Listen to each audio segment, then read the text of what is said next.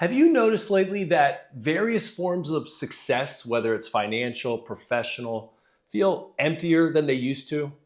You hit your goals, maybe the degree, the job, the gym routine, and yet something feels off. It's not broken exactly, it just feels flat, like the volume knob on life got turned down.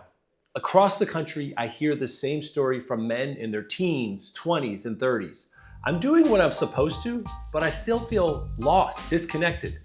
I'm Dr. David Danish, a double board certified psychiatrist, and in this video, I'm unpacking why so many men today feel unmoored and what psychology, neuroscience, and modern life reveal about finding your way back to connection, purpose, and real satisfaction. For generations, for thousands of years, work, friendships, and family gave men built-in anchors, steady places to belong, contribute, and feel needed. But in the past 20 years or so, those structures have quietly eroded. Fewer men report feeling close to anyone outside their immediate family. In surveys, about 1 in 7 young men say they have no close friends at all. At the same time, fewer men are finishing college or finding satisfying work, and rates of depression and suicide among men have steadily been climbing. It's easy to blame technology or modern culture, and trust me, I do. But the truth also runs deeper. Men are not broken. The scaffolding around them, mentorship, shared purpose, predictable friendship, has crumbled. When those supports vanish, life starts to feel both overstimulating and underfulfilling at the same time. Let's look at this in a deeper way. Let's look at what's happening in the brain. Dopamine is the neurotransmitter that drives pursuit. It's not happiness related, it's the chemical of wanting. Every time your brain expects a reward, dopamine nudges you forward. Check the notification on your phone, refresh that social feed, open the next tab on your browser. That's fine in small doses, but modern life delivers endless micro rewards now, each one quick, variable, and low effort. Over time, your brain learns that fast, easy stimulation is the most reliable source of feel-good. When that becomes the dominant loop, as it has for most of us, two things happen. Sensitivity shifts. Everyday pleasures like talking to a friend, finishing a workout, cooking a meal feel muted by comparison. Focus control weakens. The prefrontal cortex, the part of your brain that helps you plan and regulate impulses, starts lagging behind the flood of instant rewards. So you, and most other people, understandably choose stimulation, but not deeper satisfaction. Your attention splinters, motivation drops, and you start wondering why everything feels dull. That's not a character flaw, it's neurochemistry out of balance. There's a biological layer here as well. On average, men show higher reward sensitivity, meaning the dopamine system responds more strongly to novelty and competition than it does for women. Combine that with slower maturation, lower onset of executive function as a child, and the modern world becomes a dopamine playground with no coach. Add stress, social isolation, or in some ADHD traits, and the loop tightens even further. The short-term digital hits feel safer and more predictable than the vulnerability of real-world connection. But the paradox is this. What relieves loneliness in the moment, the screens, the scrolling, the video games, often deepens it long-term because your nervous system stops getting the richer feedback it needs from actual connection, actual relationships, and actual purpose in life. Here's what a lot of very well done research shows about this.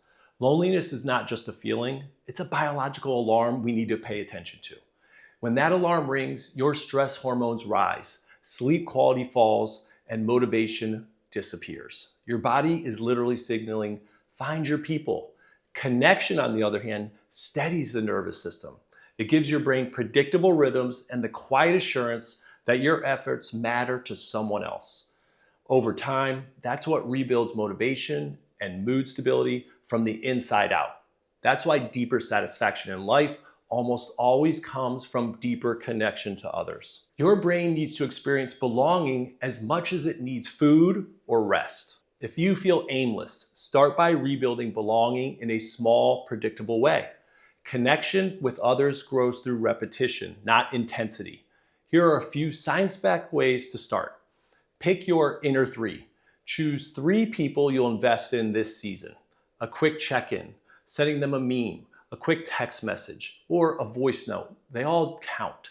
Frequency beats depth. It doesn't have to be that perfect, intense 4-hour conversation about deep things. It's just checking in with them regularly, day after day. And then sometimes those more meaningful, longer discussions or hanging out will just occur naturally. Again, frequency beats depth. Create a micro ritual, a Thursday lift with a buddy, Sunday soccer, a weekly lunch call. Rituals reduce the friction of, should I reach out today? Are they going to be too busy? Stack connection onto what you already do in your life. Call someone during your commute, debrief after the gym, or talk while cooking dinner. At the same time, trade technological consumption for contribution. Post something helpful once a week, a project update, a question, a recommendation, your favorite quote. Give someone compliments on a post that they did. Giving accelerates belonging.